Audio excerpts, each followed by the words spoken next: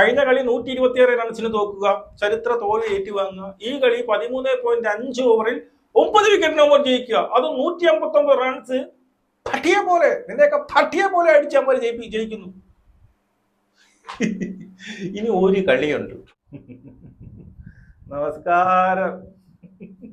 തോറ്റല്ലേ? പാവടാ, തോറ്റുപോയി ചേട്ടാ. പാവം തോറ്റുപോയി.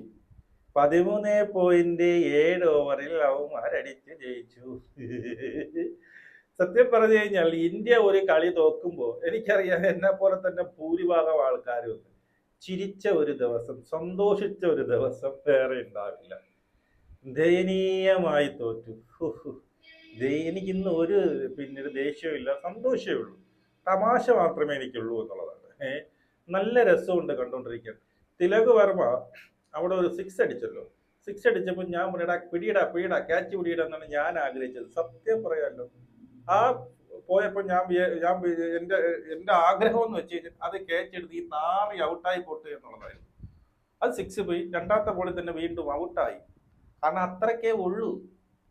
എന്ത് തേങ്ങയുടെ അവനൊക്കെ ചെയ്യിച്ചത്. ഒരുത്തനുണ്ട് അവിടെ, കോച്ച് ഗൗതം ഗംഭീർ, കാലുമേ കാലിട്ട് ഈ പറയുന്ന ബോൾ എടുത്ത് അവിടെ അണ്ണാക്കി തിരികൊണ്ട് ഇങ്ങനെ ഇരുന്ന് ആലോചിക്കുന്നത്. ഇവന്റെ മുഖം കണ്ടാലേ തോക്കൂടാ. അവന്റെ മുഖം കണ്ടാലേ അറിയാം നെഗറ്റീവ് എനർജിയാ വരുന്നത്. മനസ്സിലായോ? എന്തോ തീട്ടത്തിൽ പട്ടത്തീട്ടത്തിൽ ചവിട്ടിയിരിക്കും പോലെയാണ് അവന്റെ മുഖം ഇരിക്കുന്നത്. എപ്പോഴെങ്കിലും അവൻ ചിരിച്ച് നിങ്ങൾ കണ്ടിട്ടുണ്ടോ? അണ്ണാക്കിനകത്ത് ബോളും കുത്തിക്കയറ്റി കാലുമേ കാലിട്ട് ഇങ്ങനെ ഇരുന്ന് ചിന്തിക്കട്ടെ എന്തൊരു മൂഞ്ചി വന്നു. എന്റെ അച്ഛൻ ഉണ്ടാക്കിയ ടീമാണ് ഇന്ത്യൻ ടീം. തെരാ ബാപ് കാ ടീം ഹൈ ക്യാ? तेरा चाची का, तेरा भैया का, तेरा नानी का, वो सबका बेटा लेकर इंडियन टीम में घुसा रहे हो. तेरा बाप का टीम है क्या? എടാ ഇത് ഇന്ത്യൻ ടീമാണ്, മനസ്സിലായോ? ഇത് ഇന്ത്യൻ ടീമാണ്. നിന്റെ മച്ചമ്പിമാരെ കൊണ്ടുവന്ന് കളിപ്പിക്കാനുള്ള ടീമല്ല. എടാ തോൽവിയൊക്കെ നമുക്ക് അംഗീകരിക്കാം. ക്രിക്കറ്റ് ആണ്, എപ്പോഴും വേണോ തോൽക്കും. പക്ഷെ ഇതൊരു തോൽവിയാ. അയ്യേ, സാഷ്ടാംഗം കാലിൽ വീണ് ഇരക്കുക എന്ന് പറഞ്ഞിട്ടില്ലേ? മനസ്സിലായോ? അതാണ് ഇവിടെ സംഭവിച്ചത്. ഇവിടെ 159 റൺസ് നിങ്ങൾ മുക്കി മൂളി തൂറി പെടുത്ത് അടിച്ചത്. അതിൽ 80 റൺസ് ശ്രേയസ് അയ്യർ അടിച്ചു. ബാക്കി ഏതാണ്ട് 50-55 റൺസാണ് ബാക്കിയുള്ള കൊടി കൊട്ടിയ ബാറ്റ്സ്മാൻമാർ അടിച്ചു കൂട്ടിയത്. മുക്കി മൂളി ലാസ്റ്റ് 2 ഓവറിൽ എനിക്ക് തോന്നുന്നു 8-10 റൺസ് അടിച്ചു. ലാസ്റ്റ് 2 ഓവറിൽ ഒരു ബോറ് പോലും അടിക്കാൻ കഴിഞ്ഞില്ലെന്നാണ് ഞാൻ ആലോചിക്കുന്നത്. ഒരു ബോറ് പോലും ലാസ്റ്റ് 2 ഓവറിൽ. നമ്മുടെ ഫിനിഷറൊക്കെ കണ്ടു കഴിഞ്ഞാൽ ചിരിച്ചു ചാവാം. അതായത് ശിവൻ ദുബൈനെ ഫിനിഷറായിട്ടാണ് കൊണ്ടുവന്നത്. പക്ഷെ ശിവൻ ദുബൈ ഇപ്പം 3-ാമതും 4-ാമതും പവർ പ്ലേയിലൊക്കെ ഇറങ്ങേണ്ടതായിട്ട് അവൻ കൊട്ടി 20 ബോളിൽ 28 അങ്ങനെ എന്തോ അടിച്ചിട്ട് പോയി. അവസാനം ഫിനിഷർ വന്ന അക്സർ പട്ടേൽ അവന്റെ ബാറ്റ് ചെയ്യുന്ന ഒരു ബോറ് കെട്ടിട്ട് വർഷങ്ങളായി. അവനാണ് ഫിനിഷർ. വാഷിംഗ്ടൺ സുന്ദർ അപ്പൊ എന്നൊക്കെ അവനൊരു ടീം എടുത്തിട്ടുണ്ട്. അന്നൊക്കെ ഞാൻ പറയുന്ന ഒരു കാര്യം, ഈ മലരനെ എന്തിന് ടീമിൽ എടുത്തു എന്നുള്ളതാണ്. നീ ഇടയ്ക്കിടയ്ക്ക് പിന്നീട് ഗംഭീറിന് വല്ലതും ചെയ്തു കൊടുക്കൂടെ കുനിഞ്ഞിരുന്ന്? എനിക്ക് അങ്ങനെ തോന്നുന്നത്. എന്തെങ്കിലും ചെയ്തു കൊടുക്കും ഒരു ഗംഭീറിന്. ചിലപ്പോൾ ആരും ഇല്ലാത്ത സമയത്ത് ഈ പറയുന്ന ഡ്രസ്സിംഗ് റൂമിൽ കയറി ആയിരിക്കും. തിലക് വർമ്മ മുമ്പേ ഉണ്ടായിരിക്കും, അതുകൊണ്ടായിരിക്കും തന്നെ. അല്ലാതെ എനിക്കൊന്നും തോന്നുന്നില്ല ഇതിനകത്ത്. ഈ ഏഷ്യ കപ്പില് ഒരു കളി ജയിപ്പിച്ചു എന്നുള്ളതല്ലാതെ ഫൈനലിൽ തിലക് വർമ്മ, അതിന് മുന്നിലോട്ട് നോക്കിയാലും ഒരു തേങ്ങയും ഇല്ല, അതിന് ശേഷം നോക്കിയാലും ഒരു തേങ്ങയും ഇല്ല.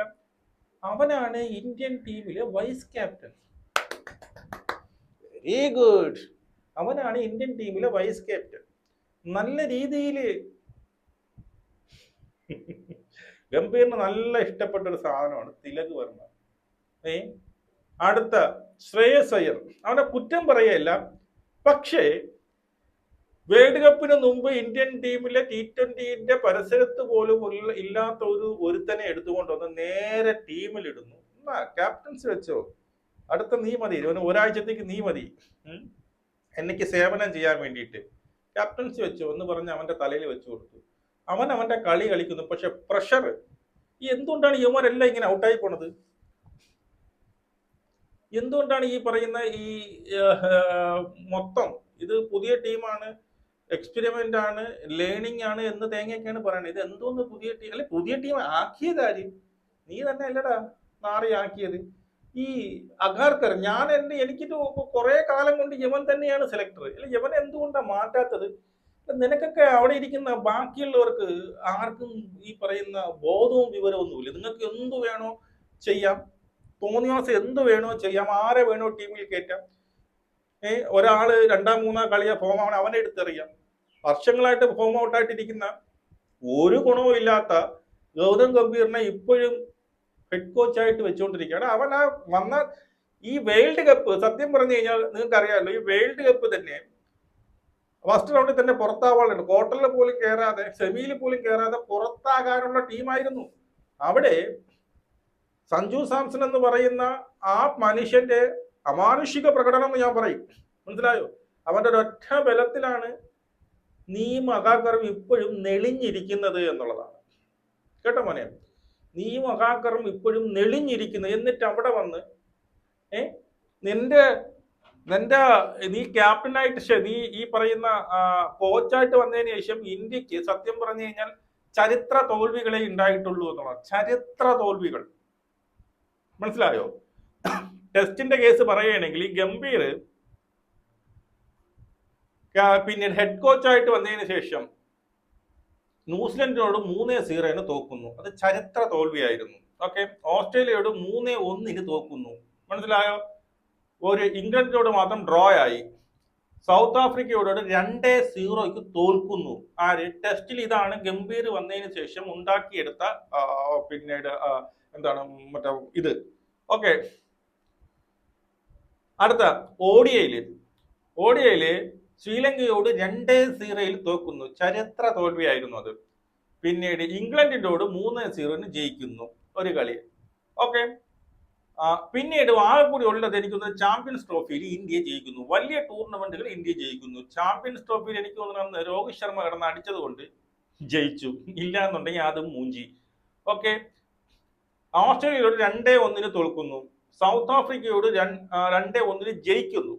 ഒണ്ടയിലാണ്. ന്യൂസിലൻഡിനോടും 2-1 തോക്കുന്നു. ഇനി T20 കേസ് പറയുകയാണെങ്കിൽ T20യിൽ ഇന്ത്യക്ക് നല്ല വിജയം. അത് ആര്? സൂര്യകുമാർ യാദവ് എന്ന് പറയുന്ന ഒരുത്തിന്റെ കഴിവാണ്, നിന്റെ കഴിവല്ല. മനസ്സിലായോ? അവൻ അവിടെയുള്ള ആ പ്ലെയേഴ്സിനെ എങ്ങനെയാണ് കൂടെ നിർത്തുന്നത്, അവരുമായിട്ടുള്ള ഒരു വൈകാരിക അടുപ്പമുണ്ട്, അവൻ കൊടുക്കുന്ന ഒരു കോൺഫിഡൻസ് ഉണ്ട്. ഓക്കെ. അതിന്റെ പിൻബലത്തിലാണ് അവന്മാർ ബാറ്റ് ചെയ്തുകൊണ്ടിരുന്നത് എന്നുള്ളതാണ്. ഇന്ത്യയോട് ശ്രീലങ്കയോട് 3-1 ജയിക്കുന്നു. അവിടെയൊക്കെ നമുക്ക് ജയങ്ങൾ. 4-1 ജയിക്കുന്നു. ഏഷ്യ കപ്പ് ജയിക്കുന്നു. ഈ പറയുന്നുള്ള എന്താണ് അങ്ങനെ ഒരുപാട് ജയിക്കുന്നു. പിന്നീട് ഈ T20യിൽ സത്യം പറഞ്ഞു കഴിഞ്ഞാൽ ഗൗതം ഗംഭീർ വന്നതിന് ശേഷം ഇത് ഉണ്ടായിട്ടുണ്ട്, വിജയം ഉണ്ടായിട്ടുണ്ട്. അത് എവന്റെ ഗുണമല്ല എന്നിപ്പോ മനസ്സിലായോ? നിന്റെ ഒരു തേങ്ങയുമല്ല. നീയാണ് ഈ പറയും പോലെ നമ്മുടെ രവീഷ് ഇവൻ പറഞ്ഞതുപോലെ, സുനിൽ ഗവാസ്കർ പറഞ്ഞതുപോലെ T20 വേൾഡ് കപ്പ് കിട്ടിയത് എന്റെ കഴിവ് കൊണ്ടാണെന്ന് പൊങ്ങച്ചം പറഞ്ഞുകൊണ്ടിരിക്കുന്ന ഈ ഗൗതം ഗംഭീർ എന്തുകൊണ്ട് ഇവിടെ വന്ന് ഈ തോൽവി? അയർലൻഡിനോട് വൈറ്റ് വാഷ്, ഇംഗ്ലണ്ടിനോട് വീണ്ടും എന്തൊരു തോൽവിയുടെ ഇത്! 159 റൺസ് വെറും 14 ഓവർ പോലും തീർക്കാതെയാണ് അവന്മാർ അടിച്ച് ജയിച്ചത്. വെറും 1 വിക്കറ്റ് നഷ്ടത്തിൽ പട്ടിയെ പോലെയാണ് അടിച്ചത്. മനസ്സിലായ? കുട്ടിയും പോലും കളിക്കുന്ന കുട്ടികളെടുത്ത് എങ്ങനെയാണ് കളിക്കുന്നത്, അതേ ലാഘവത്തോടുകൂടിയാണ് നിങ്ങൾ അടിച്ച് തൂറിച്ചത്. നീയൊക്കെ അവിടെ ഇരുന്ന് മുള്ളിയപ്പോ ഒരു റൺ എടുക്കാൻ വേണ്ടി അവിടെ ഇരുന്ന് മുള്ളിയില്ലേ? അവിടെ നിന്ന് കാലും കൈയും വിറച്ചില്ലേ? അവന്മാര് വന്ന് പട്ടി അടിക്കും പോലെ അടിച്ചത്. നാണം ഉണ്ടാണോ നിനക്കൊക്കെ? യവനെ എന്തിന് ഇപ്പോഴും ഇന്ത്യൻ കോച്ചായിട്ട് വെച്ചുകൊണ്ടിരിക്കുന്നു? മാറ്റാനുള്ളത് യവനെയാണ്. ഗംഭീറിനെ ഏറ്റവും കൂടുതൽ സത്യത ഗംഭീറിനെയും കാട്ടി വിഷമാരെന്നറിയാം. അവനാണ് അഗാർക്കർ. അവൻ ലോക വിഷമാണ്. അവന്റെ അമ്മച്ചേരി അവന്റെ കുഞ്ഞമ്മേരെ മക്കളെ മാത്രം തിരികെ കയറ്റി വെച്ചോണ്ട് എനിക്ക് മനസ്സിലാവില്ല. ഈ വാഷിംഗ്ടൺ സുന്ദറൊക്കെ എന്തോന്നടേ? ഇന്ത്യൻ ടീമിലെ ഇന്റർനാഷണൽ ടീമിലെ എടുക്കാൻ അർഹതയില്ലാത്ത ഒരു പ്ലെയർ ആണ് ഈ പറയുന്ന വാഷിംഗ്ടൺ സുന്ദർ. ഞാൻ ഇതൊരിക്കലും കണ്ടിട്ടില്ല.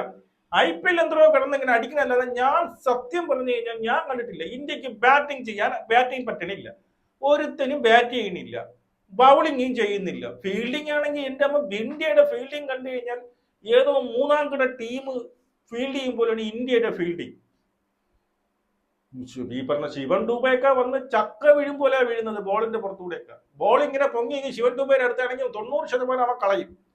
10% കിട്ടി ഭാഗ്യം കൊണ്ട് കയ്യിൽ ഒട്ടി, ഇല്ലെങ്കിൽ വീണ്. അഭിഷേക് ശർമ്മയുടെ കേസും പറയണ്ട, ക്യാച്ച് ഇവിടെ അവനെ പോയിട്ടേ ഉള്ളൂ എന്നുള്ളതാണ്. ഇതിലാണ് ശാപം എന്ന് പറയുന്നത്, മനസ്സിലായോ? ഇതെല്ലാം ദൈവം കൊണ്ടുപോകും. നീ ചെയ്ത ഏറ്റവും വലിയ തെണ്ടിത്തരം എന്ന് പറഞ്ഞാൽ ഇത്രയും കാലം കൊണ്ട് ഇന്ത്യയെ 1-2 തോൽവിയാണ്, ബാക്കി എല്ലാ പിന്നെ ഈ പറയുന്ന ടൂർണമെന്റ് ആയിക്കോട്ടെ എന്തോ ആയിക്കോട്ടെ അവിടെയൊക്കെ ജയിപ്പിച്ചു കൊണ്ടുവന്ന ഒരു ക്യാപ്റ്റൻ ഉണ്ടായിരുന്നു, സ്കൈ സൂര്യകുമാർ യാദവ്. ലവനെ നീ ക്യാപ്റ്റൻസിന്ന് എടുത്ത് കളഞ്ഞു, ശരി, ഓക്കെ. ടീമിൽ നിന്ന് തന്നെ കറിവേപ്പില പോലെ നീ ചവിട്ടി എറിഞ്ഞു. ആ ഒരു ടീമിലും ഒരു രാജ്യത്തും നടക്കാത്ത കേസാണ്. ഇത്രയും നമുക്ക് എന്താ വേണ്ടത്? ഇപ്പൊ ഒരു ക്യാപ്റ്റനെ കൊണ്ടുവന്നു, ക്യാപ്റ്റനിൽ നിന്ന് നമ്മൾ പ്രതീക്ഷിക്കുന്നത് എന്താണ്? ടീം ജയിപ്പിക്കുക, ടീം ജയിക്കുക എന്നുള്ളതാണ്. അവൻ കളിച്ചോ കളിക്കാത്ത അവിടെ നിൽക്കട്ടെ, അതിനെക്കാട്ടി വലുതാണ് ഒരു ക്യാപ്റ്റൻസി. ഒരു ടീമിനെ എങ്ങനെ നയിക്കുന്നു, വിജയത്തിലേക്ക് എങ്ങനെ നയിക്കുന്നു എന്നുള്ളതാണ് അതിന്റെ മാനദണ്ഡം. അവൻ 100 അടിച്ചോ അവൻ ടക്കായോ എന്നുള്ളത്, അവന്റെ ടീം ജയിക്കുന്നുള്ളതോ, ആ ഒരു ബോധ്യമാണ്, ആ ഒരു സാമാന്യ ബോധ്യമാണ് നിനക്കില്ലാതെ പോയത് ഗൗതം ഗംഭീറെ.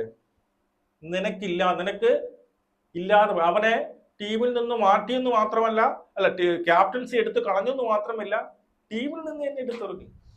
മനസ്സിലായോ? നീ ഇനി വേണ്ട, നിന്റെ സേവനം മതി എന്നാ പറഞ്ഞത്. അതിനുശേഷം പ്രാഥമിക റൗണ്ടിൽ തന്നെ പുറത്താകാനുള്ള ഇന്ത്യൻ ടീമിനെ വേൾഡ് കപ്പിൽ അവിശ്വസനീയമായ 3 കളികൾ പുറത്തെടുത്തുകൊണ്ട് 89, 92 അങ്ങനെ എന്തോണ് ക്വാർട്ടർ സെമി ഫൈനലിൽ ഒറ്റയാറായിട്ട് നിന്ന് കളി ജയിപ്പിച്ച tournament man of the tournament ആയ, വെറും 6 കളി കൊണ്ട് ആയ ആ വ്യക്തിയെ തുടർച്ചയായി 2 വേൾഡ് കപ്പ് കിട്ടി എന്ന് അഹങ്കാരം പറഞ്ഞിരിക്കുന്ന നീ ഉണ്ടല്ലോ, അതിനൊക്കെ ഉത്തരവാദിയായ, അതിനൊക്കെ അവകാശിയായ ഒരേ ഒരു മനുഷ്യനെ ഇവിടെ വന്ന് 3 കളി അവൻ കളിച്ചില്ല എന്ന് പറഞ്ഞുകൊണ്ട് അവനെ 11-ൽ നിന്ന് ഡ്രോപ്പ് ചെയ്യുന്നു. തൊട്ടടുത്ത നിമിഷം അടുത്ത ടൂർണമെന്റിൽ നിന്ന് അവനെ ഒഴിവാക്കിയാണ്. അവനും മതി എന്നാ പറയുന്നത്.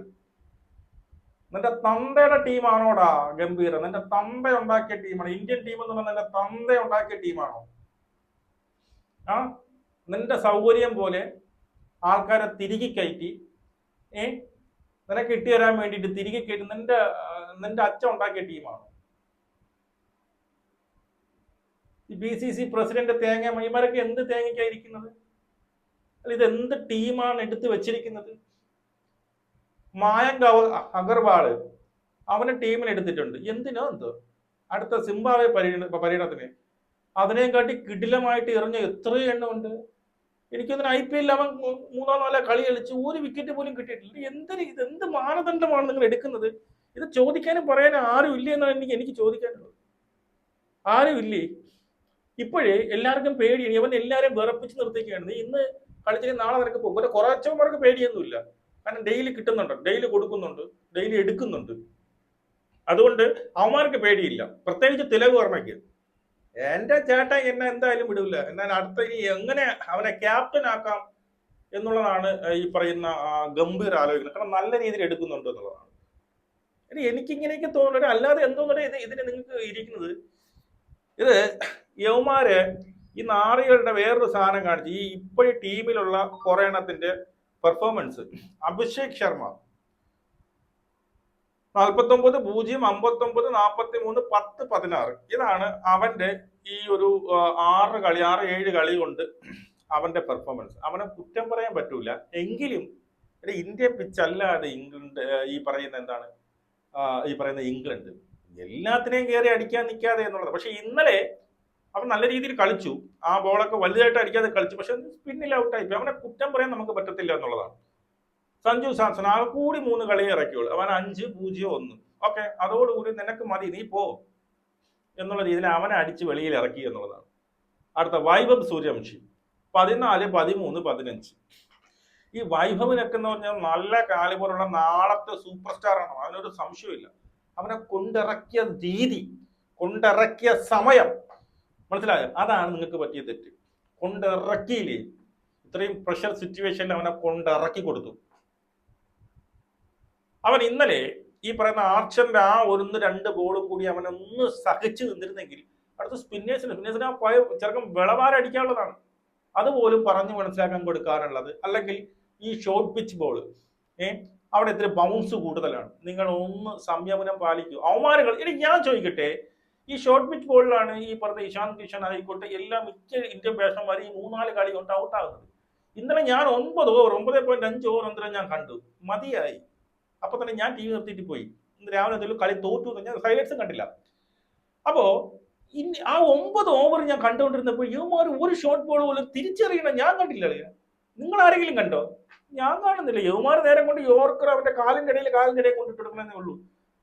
ആ യോർക്കർ ജസ്റ്റ് അവന്മാരെ ബാറ്റിംഗ് കണ്ട, അവന്മാര് കൃത്യമായിട്ട് കൊട്ടി നിൽക്കും. ഒന്ന് ഓവർ പിച്ച് അവനെ അങ്ങടിക്കും, അതിനെ അങ്ങോട്ട് 6 അടിക്കും. ഓവർ പിച്ച് കിട്ടാൻ വേണ്ടി കാത്തിരിക്കുകയാണ്. യുവമാർ ഒരു ഷോർട്ട് ബോൾ എറിയാനായിട്ട് ഞാൻ കണ്ടില്ല. അതെന്തുകൊണ്ടാണ്? അതിന് ബൗൺസ് ഉള്ളപ്പോ ഷോർട്ട് പിച്ച് വരുമ്പോൾ കുറച്ച് ബൗൺസ് ആവും, അടിക്കുമ്പോൾ പൊങ്ങി നിൽക്കുന്നത്. എന്താ എറിയാത്തത്?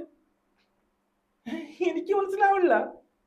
എന്താണ് ഇവിടെ സംഭവിക്കുന്നത് ഇവിടെ പിടിയിട്ടില്ല. ആ സാൾട്ട് സത്യം പറഞ്ഞ 10 ബോൾ വരെ അവൻ ഒരു റൺസ് പോലും എടുത്തിട്ടില്ലായിരുന്നു. ആ 10 ബോൾ വരെ. അതിന് ശേഷമാണ് അവർ റൺസ് അടിച്ചു തുടങ്ങിയത്. അവരെ ക്യാപ്റ്റൻ വന്ന് പട്ടി അടിക്കാ പോകുന്നത്. എങ്ങനെ വന്നിങ്ങനെ കിണ്ടിയാണ് കളയണ അവൻ 6-ലോട്ട്. അയ്യേ, ഇത്രയും ഗതികെട്ട തോൽവി ഇന്ത്യൻ ചരിത്രത്തിലുണ്ടാവും എനിക്കറിയാം. എനിക്കതിന് ഏതാണ്ട് 30 കൊല്ലത്തിന് ശേഷമാണ് തുടർച്ചയായി 2 ബൈലാറ്ററൽ സീരീസ് ഇന്ത്യ തോക്കുന്നത്. Very good. കൊട് അവന് നല്ല വണ്ണം ഇട്ടുകൊടു. ആർക്ക്? ഈ പറയുന്ന ഗംഭീർ. എന്നിട്ട് അവിടെ തന്നെ ഇരുത്തവനെ. അവൻ അവിടെ തന്നെ ഇരുത്ത. അവൻ ഹെഡ് കോച്ചായിട്ട് അവിടെ ഇരുന്ന് അവന്റെ കുഞ്ഞമ്മയുടെ മക്കളെയൊക്കെ കൊണ്ടുവന്ന് കളിപ്പിച്ച് ഇന്ത്യ ഈ ഗതി എത്തി. വേൾഡ് ചാമ്പ്യൻ, തുടർച്ചയായി 2 വേൾഡ് കപ്പ് എടുത്ത ചാമ്പ്യനാണ്. മനസ്സിലായോ? അതാണ് ഈ അവസ്ഥ. ഇഷാൻ കിഷൻ 1-12-0-49-13-4 ഒരേ ഒരു 49, വേറെ ഒരു കളിയും പെർഫോം ചെയ്തിട്ടില്ല എന്നുള്ളതാണ്. ശ്രേയസ് അയ്യർ ഈ ടൂർണമെന്റിൽ അല്ലെങ്കിൽ ഒരുവിധം കളിക്കുന്നത് എന്ന് പറഞ്ഞാൽ അവൻ മാത്രമേ ഉള്ളൂ. 3-10-68-37-5 ലാസ്റ്റ് കളി 80. അവന്റെ 80 ഇല്ലായിരുന്നെങ്കിൽ ആലോചിച്ചു. മൂഞ്ചലോ. അടുത്തവർ നമ്മുടെ സൂപ്പർ സ്റ്റാർ, നമ്മുടെ വൈസ് ക്യാപ്റ്റൻ തിലക് വർമ്മ. 19-55-13-24-3-11. ഈ 55 റൺസ് എത്ര ബോളിന് അടിച്ചെന്നറിയാം? ഈ ഇതിലൊരു T20 ബാറ്റിംഗ് രീതിയിൽ നോക്കിക്കഴിഞ്ഞാൽ 24 റൺസ് ലാസ്റ്റ് ഓവർ 2 6. അത് മാത്രമേ പറയാൻ. ബാക്കി എല്ലാം വേസ്റ്റ്. 11 നമ്മുടെ ഈ പറയുന്ന വൈസ് ക്യാപ്റ്റൻ. അടുത്ത ക്യാപ്റ്റൻസി കൊടുക്കാമെന്ന് ഗംഭീർ നോക്കിക്കൊണ്ടിരിക്കുകയാണ്. നല്ല രീതിയിൽ എടുക്കുന്നുണ്ട്. അതുകൊണ്ട് അവനെ അടുത്ത വൈസ് ക്യാപ്റ്റൻ ആക്കണം. മനസ്സിലായോ? ശിവൻ ദൂബെ. ഈ ശിവൻ ദൂബെ എന്ന് പറയുന്ന അവന്റെ ഇത് 25-20-42-5-2-22 എന്നൊക്കെയാണ് അവന്റെ ഒരു സാധനം. ഈ ശിവൻ ദൂബെ സത്യം പറഞ്ഞു കഴിഞ്ഞാൽ ഒരു ഫിനിഷറായിട്ടാണ് കൊണ്ടുവന്നത്. ഇപ്പൊ ഫിനിഷർ ഒന്നും അല്ല.